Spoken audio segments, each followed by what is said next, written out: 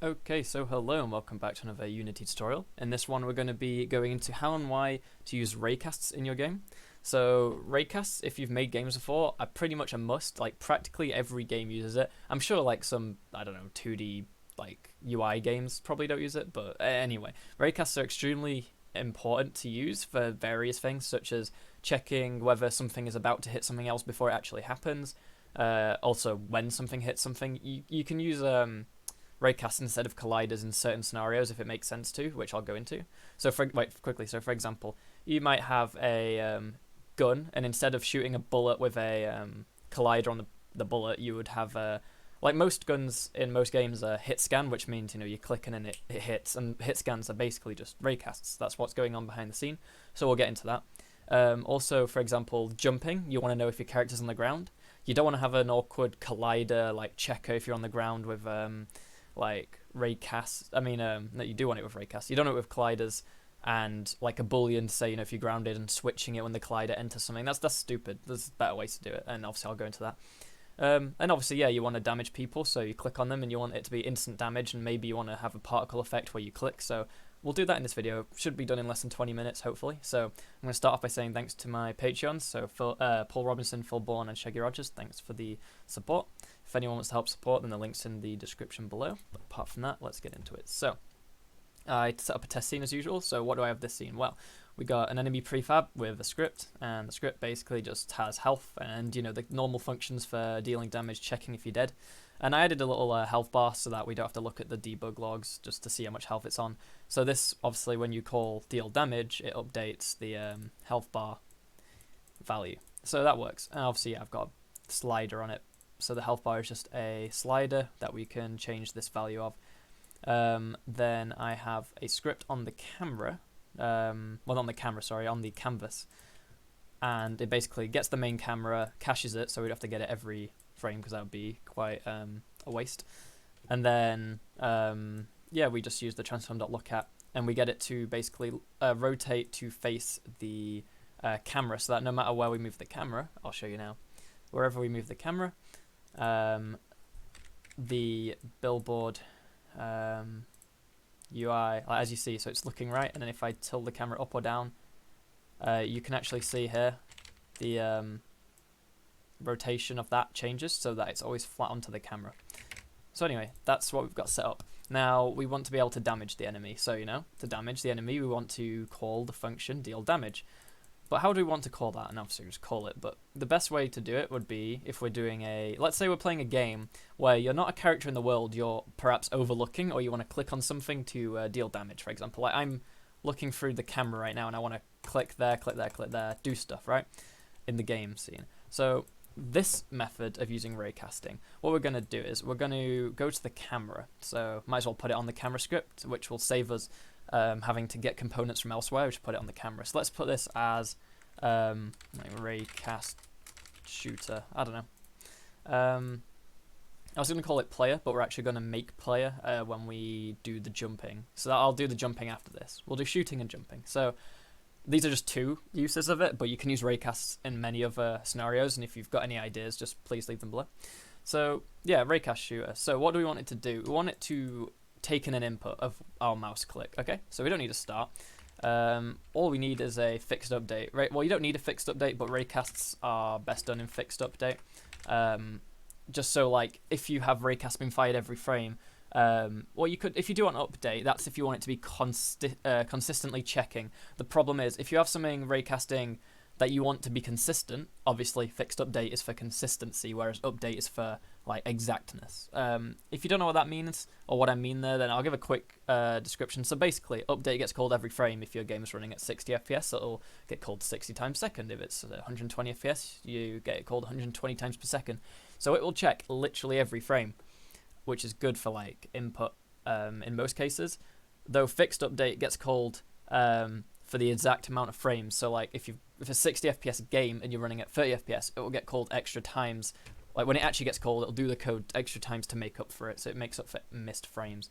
Well, we'll go fixed update. So what we need to do is we need to say if input, as you know, is the for every kind of input dot, and we want to when we click get when we click. So mouse button down. So get mouse button down. and we want to check mouse button 0, which is our left mouse button. Then we want to say, when we click, we want to make a raycast. And a raycast is basically, I always use Paint to explain because it's amazing. So, you know, here's the camera, right? So we've got our screen, and here's our floor, which we've got, yep, and here's our player. Okay, so I'm going to click somewhere, and what it's going to do is it's going to, like, say my camera's over here if we're looking at the camera from elsewhere. I don't know, that's the camera for some reason. And let's say we click here. What it's going to do is it's going to like draw a line basically from where it is. That's not even, yeah, you get what I'm saying. So we're going to draw a line from the camera to there, and it stops at the first thing hit. And there are ways, I think, to make it go through the first thing hit, but it returns the first thing hit and some information. So it returns the exact coordinates in the world where it hit. It returns the object itself, the collider, you know, other things. There's plenty of like information it gives you back. We can actually look at that in a second. Can't remember everything. And you can use that as an if, so you can basically say if raycast blah blah range from that place, and then you can say if, which means that if it hits something in that range, then return true, otherwise return false, which is good for checking, you know, did something hit.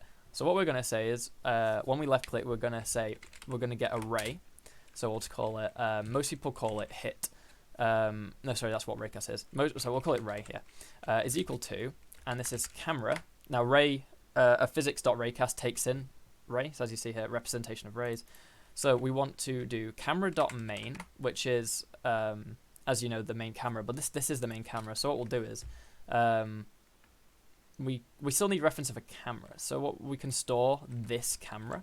So what we can do is we can say, I should say private camera called, I don't know, screen camera. And we'll say private void start screen camera is equal to get component camera. Now the reason we do that instead of camera.main is, one, we're on camera.main because, you know, put the script on the camera, and two, if you were referencing camera.main every time, you know, you'd be having to find it every single time, like where it is and all that. If we are the camera, we can just cache ourselves basically and just refer to that, the component on this object. So it's much more efficient. And if we say screen camera, so that's us, dot screen point to array. So it doesn't really give an explanation there, but what it does is it takes a point we click on the screen, as you can tell, because it's pretty self-explanatory, and turns into array. So we'll say it takes in a vector-free position, which is a position on the screen. So obviously, like, I think the way it works is the bottom left is 0, 0, and then, you know, as you go up, it would be like 0 across, 1 up, 2 up, 3 up, 4 up, whatever. So that's 0, 0, and that's whatever the max is. I've put it on free aspect, so I don't know. But we want to take in wherever we click. So input.mouse position, because mouse position is a vector free on the screen. So I think the depth is always 0 because it's on the screen. I'm not sure. You can actually like set that afterwards of the ray. Wait, what is it? Okay, I wonder if we can actually check what array takes, because I did a video on structs. Does it tell you? It takes an origin and a direction, and we've passed in, as you see, it takes in, there's two different kinds of inputs it takes. So if we go back to this, it takes an, camera.mono or stereo. I've never actually looked into that, to be honest. We'll just stick with the normal thing that everyone uses, the putting in the position where we clicked, and it's going to convert it to array. And then we want to have something to store the data when we hit. Like when we click on something and it fires off the raycast and we get some data back, like, you know, where we hit, what we hit. We need to store that in a variable, and that's called a raycast hit. That is the type that it is, basically. That's the, you know, struct that they've called it. Structure to get information back from a raycast, and we'll just call it hit. Now it's green because we've never used it. So now we're going to do another if. We want to basically say, does our raycast hit something? So what we can say is we can say if physics, because it's from the physics library, so physics.raycast, because that's what we're doing, obviously. And there's lots of data here. So there's 16 different types of overloads, like different types of parameters you can pass in. And we're going to go with passing in our array, which we could have just shoved this code into here, but it's a lot nicer to keep it out. We're going to pass in the raycast hit variable as an out. Now what, basically, if you pass in a parameter like this, what it means is we're passing in hit, but it's also going to do something to hit, so that when we use it afterwards, if we like blah blah blah, we put some code in here, if we reference hit, it's the data we get back from here. We're passing in this struct, and it's going to do something to the numbers on it, or the data on it, and then we can use it here. So we also need to tell it how far to go. So you can actually say, if we just want it to keep going forever, math.infinity, which is just a representation of infinity. It's not actually infinity, because you can't have infinity, as you know. If you wanted like a gun with a max range, you would just put the range there, basically, as a variable. And now what we want to do is we want to do some data now. We want to do some data. We want to, for example, we can draw a line. When we hit something, we can draw a line. So for example, there's you can go before here and do debug.drawArray. What is it? Debug.drawArray. Yeah. You pass in, where to start and where to go, and then it'll do that. And there's also other overloads like color and stuff. What we'll do is we'll draw a line between here and we pass in, where to start and where to end. It draws a line between them, as you see. So we're going to draw a line between ray.origin, as you see. But basically, we could just write transform.position because it's going to spawn from us. But yeah, and then hit dot, and then here is all the data. Here's all the data that you get from a raycast hit. So I don't even know what that means, but it's a kind of coordinate. Then obviously the collider object, the distance. So basically, if we hit something in our face, it might be 1. Depending on how far it is. So for example, if you shoot a gun and you hit something, you might use distance to check how far away it is. Now you can calculate that anyway. If you, for example, there's a long-winded way of saying, transform.collider.position minus our position, calculate distance. This raycast knows how far it traveled, so you can just access that variable from here. Well, it's not variable really. And then you've got your normal functions on here, and then you've got the normal of it, which is a vector free, so you can, for example, spawn like stuff on the ground where you hit at the rotation of the ground, so that it's always facing upwards from the ground. So if the ground's flat, it'll face up. If the ground's like at that angle, it will go that way, and so on. But we're going to use hit.point, which is a vector free for where we hit, basically the impact point, the world space where it hit. Done. And we could just we could do whatever with that, but let's just leave it at that. So it's going to compile. We should have no errors. Everything should be good to go. And we're going to go and say play. Now, obviously, we don't see it in the game view because it's a debug thing. But as you see, when I click anywhere in the world, let's just like pretend we're the camera. So if I go to the camera, obviously this isn't a perfect view of what the camera sees. This is the camera's view. But if I click below the play, you see basically wherever I click, it fires off a raycast into that place. From where I am to the place it hits. Now, for some reason he's just like dead. Wait, did I do something about that? Oh, I think it's because I didn't set its health. Is it playing? Oh, that's odd. I don't know why that happened. But anyway, so yeah, he's on full health. That's all good. So yeah, we can shoot our ray around. Now that's nice and all, but it doesn't do anything. We just get the place and we draw a line. So what we might want to do, is we might want to damage the enemy. So what we can then say is, remember this hit.collider exists, which is the thing that we hit, and we can get components off it. We can reference it. So we can say if hit.collider and then get component. So if the thing we hit has the component enemy, so if it does not equal null, then we can say hit collider. We don't need to cache it because we're just going to call a function on it. So get component enemy dot damage, deal damage, and then we'll just pass in a value. Obviously if this was in the game you would have a variable there, but this is just for testing purposes. So I'm going to show you that now when we shoot it, we can deal 20 damage. Click around, click on it, bang, 20 damage, and then it dies. So as you see, that works very easily. And then if I just chuck in some more enemies,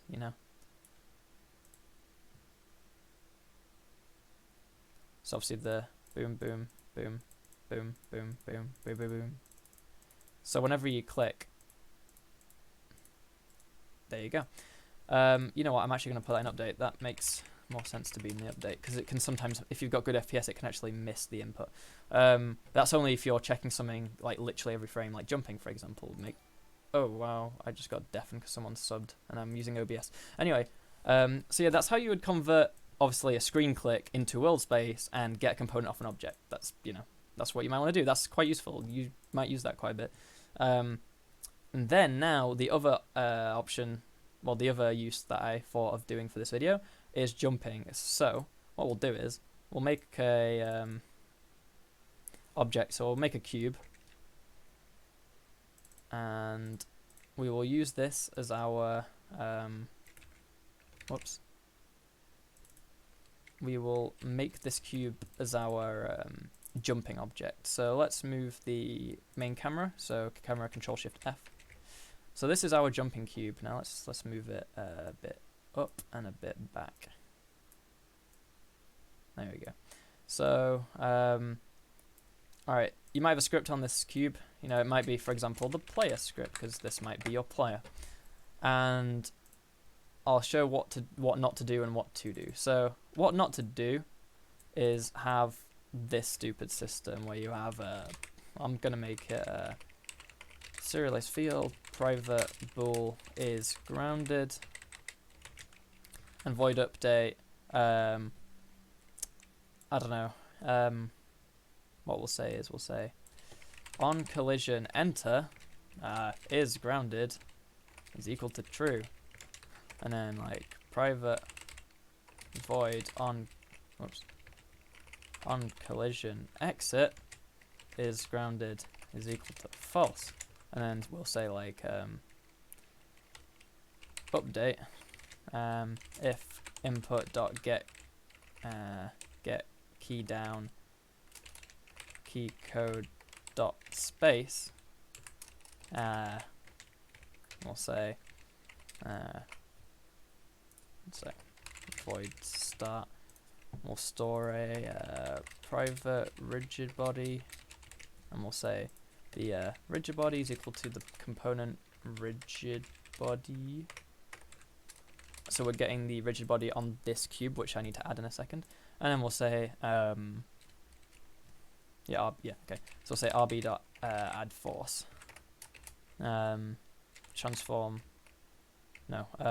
Sorry. Vector free dot up force mode dot impulse.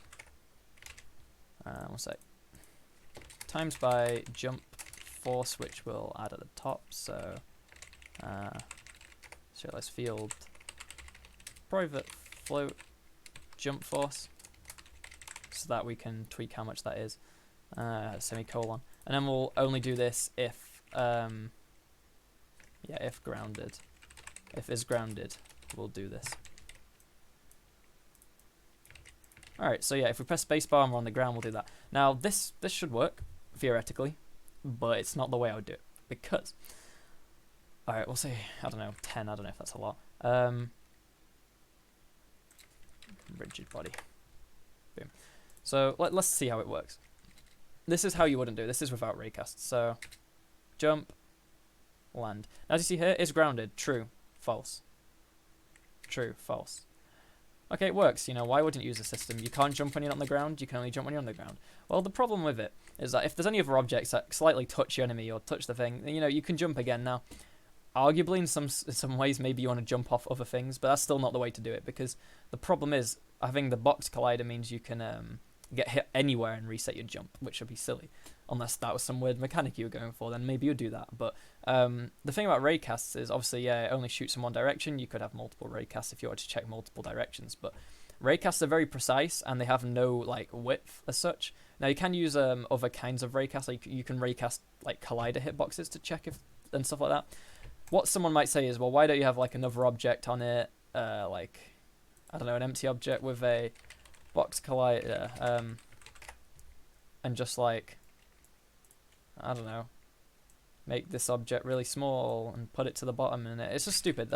Why would you do that? The way you go about doing this, which makes so much more sense, is not having a boolean for if you're grounded, not having these on collision enters. Now what we'll do is we'll say is grounded function, because what we can do is we can make a function. So private bool, because it's a function that returns a boolean, is grounded, and we'll just need to return a raycast. So we can basically raycast downwards from our player, and if we do hit the ground, then then we can jump. Otherwise, we don't. So we only check this when we try and jump, basically, when we press spacebar. So we'll say we want to return. Well, actually, no, we want to actually do the raycast. So we'll say,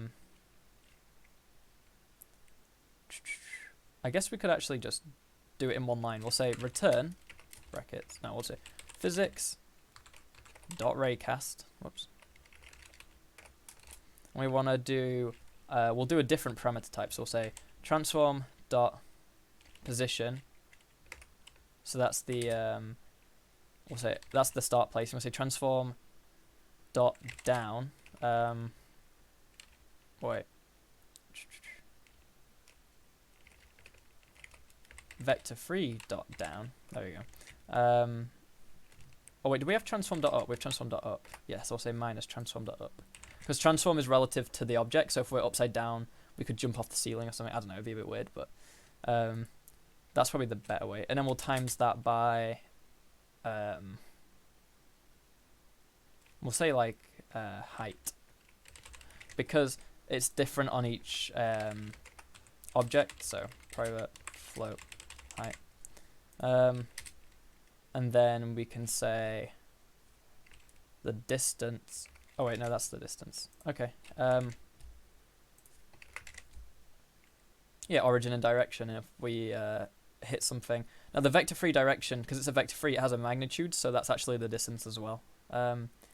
We can also like debug this if you want. We could say debug dot draw line, or we'll do dot draw away. We'll say transform dot position, transform dot up, but negative because it's down. There's no transform dot down. Color dot color with capital C dot, I don't know, blue, and then the duration, which is actually just the oh wait, that's not what we want.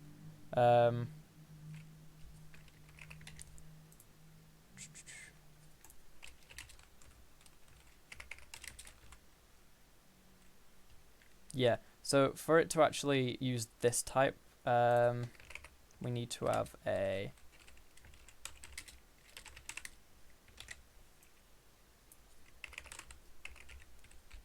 let me just fix this. I've just messed something up. So times by height, and then we'll say raycast hit, just like we did before.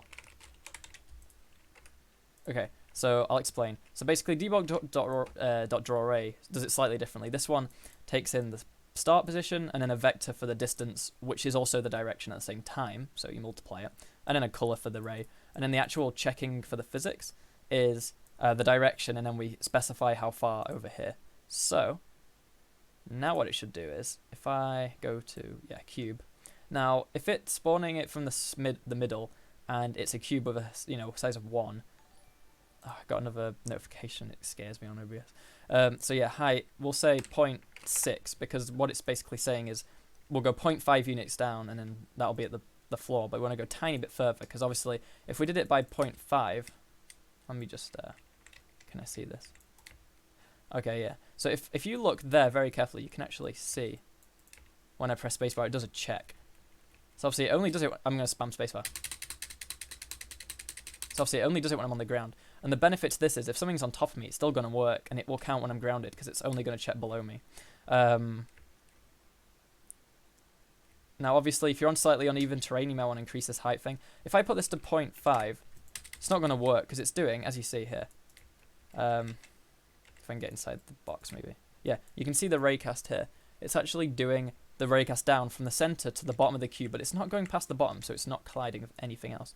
So if I did even 5.01, it might work. Yeah, it should, because technically, now you'd never do that on a flat surface. Well, a flat surface is the only place it might even be possible to work. Uneven, that's not going to work. You'll want to go for a bit further. Depends. Like if I put, for example, 0.8, the difference, I can jump before I even hit the ground again, as you see. And because it's adding a force, it's a bit weird.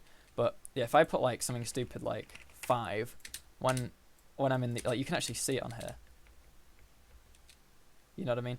This would actually be good for one of those things where it's like controlling a rocket in space, or like controlling something that you need to be near to the ground but not completely on the ground.